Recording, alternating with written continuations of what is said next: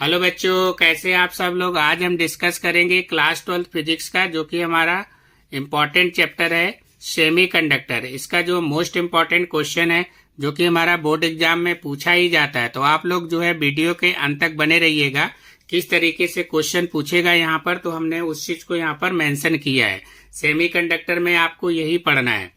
Draw a लेवल circuit diagram of a junction diode as a full wave rectifier. आपको full wave rectifier के नाम से याद रखना है, इसी के नेम से आपसे पूछा जाएगा। Explain its underline principle and working. आपको प्रिंसिपल और वर्किंग बताना है, और उसका input and output wave form आपको यहाँ पर बताना है। तो सबसे पहले हमने यहाँ पर एक्सप्लेन करेंगे आपको डायग्राम के बारे में। तो हेडिंग डाल लेंगे फुल वेव रेक्टिफायर।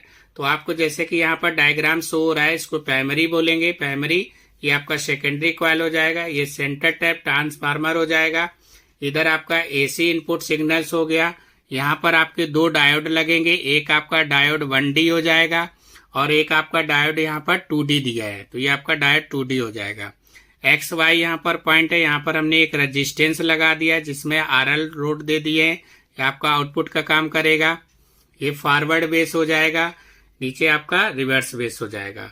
तो उसके बाद में हमने यहाँ पर कुछ एक्सप्लेन किया है कि हमारा वर्किंग ये कैसे काम करेगा। तो उसको देखिए कैसे ये वर्क करेगा आपका। तो हमने यहाँ पर आपको जो है एक डायग्राम शो किया हूं कि ये वेव फॉर्म एट ए दिया है।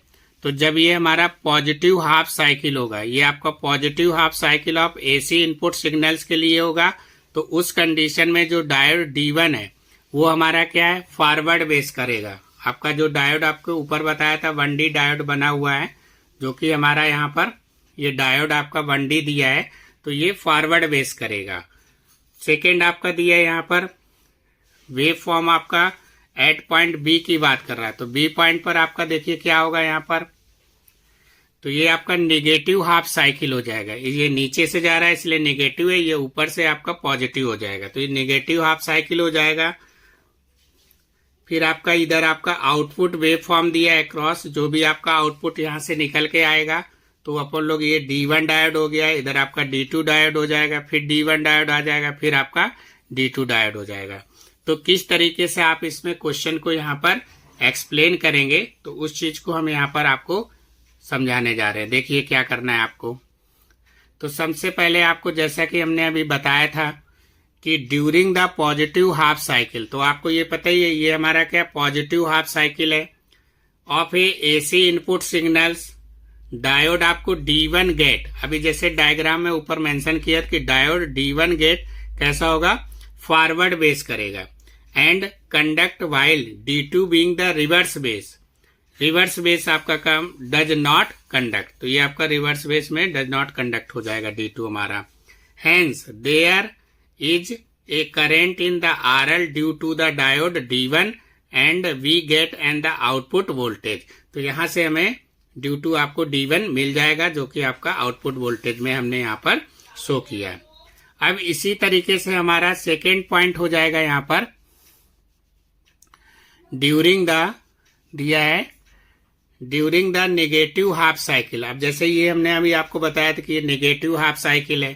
तो during the negative half cycle of AC input signal diode D1 get reverse bias. अभी जैसे हम ऊपर आपको एक्सप्लेन किया था डायग्राम में कि D1 हमारा क्या है, रिवर्स बेस काम करेगा। And does not conduct while D2 being forward base conduct. तो सेम आपका जस्ट उल्टा हो जाता है, ये फॉरवर्ड बेस आपका कंडक्ट नहीं करेगा। हेंस नाउ आपका दिया है there is a current in RL due to the diode D2 and again we get on output voltage.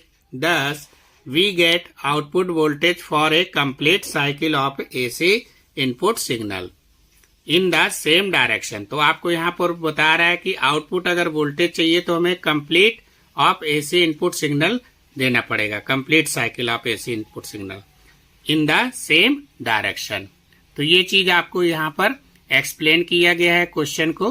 तो आप लोग अभी वीडियो को जो है लाइक कर दीजिए, कमेंट करिएगा और चैनल को सब्सक्राइब कर दीजिएगा। Thank you.